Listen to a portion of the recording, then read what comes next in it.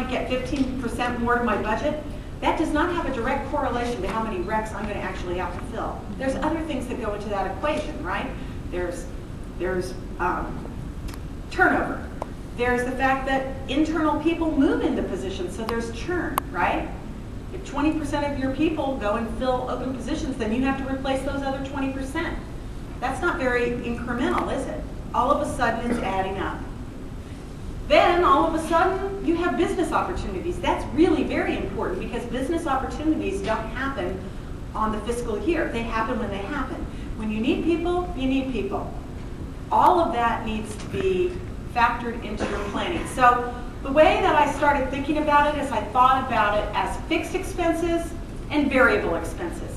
I will not bore you that much with that, but I just want you to see what I put down for fixed expenses. So these are the things that if you're a talent acquisition organization, it doesn't matter if you have 50 recs for the year or 9,000 recs for the year. You need to be thinking about how you fund the following things.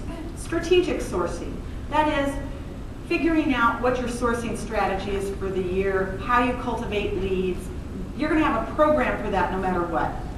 Just program management, reload, employee referral, diversity, college, all of that, it's a fixed expense. You may do more some years, less some years, but those are fixed. Technology, process excellence, branding. And what I would say is candidate development. In other words, you're always working with candidates, you're responding to them. Those are just your core activities.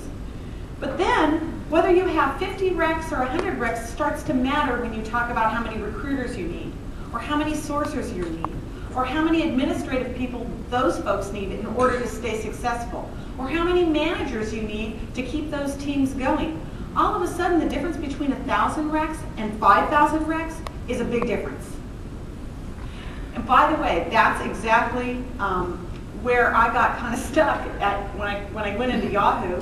So remember I told you we hired 700 people? And we went into the year and they said, okay, Carol, we're going to be hiring about the same next year, about 700. So you need to maybe get rid of a couple of your people because you have too many people. I'm like, uh-oh, this is a problem. So, because what I learned is when I got to Yahoo, I call them the Rodney Dangerfields of the world. They were like the Rodney Dangerfield functions. They got no respect. Why? Did they get no respect because they weren't good? No, they were some of the best recruiters I'd met. They weren't getting respect because there weren't enough of them and they weren't resourced right. So I had to very quickly start thinking about how I could actually get resources for these people. And this is what I actually used. And it was very helpful for me to look at them between variable and fixed, and that was how I was able to actually frame the conversation as I went along. So one way you could do that, now I don't recommend this as the #1 way, but one thing you can do, I've done this at other companies, is what I call tin cupping. And it's sort of like, I used to think of myself as a grant writer. I would explain how you could, if you're Joe manager and you want to grow by 50 people and you go, these recruiting people don't have enough time and I'm going to need to go use agencies, you say, great, love to talk to you. Let me explain to you what I could do for you. How much would you be willing to spend with those agencies, by the way? 100 people? Oh, okay, and maybe you could get 15%. Okay, good. So that would be 100 times, let's just say 15,000. What's that? Is that 1.5 million? I think it is.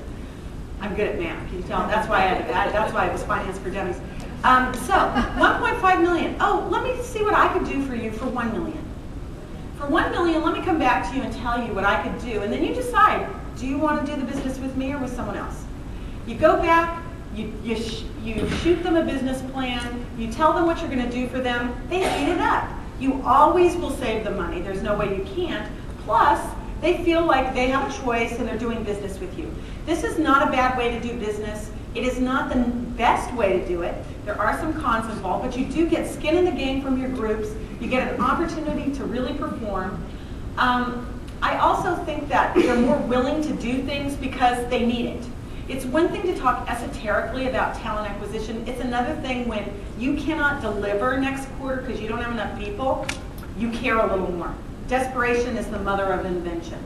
So that's some of the pros. The cons, and there are some, Especially if you have a large hiring company.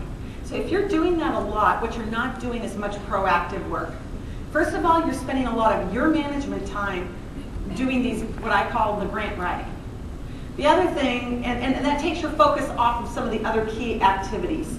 The other thing is that it keeps you from being able to make multi-year investments, and that's actually very relevant because really it doesn't, good recruiting takes a certain amount of investment that is multi-year. You can't really just say, I'm going to throw in a SWAT recruiting team and then we're going to leave. There is an investment involved, and great recruiting requires that investment.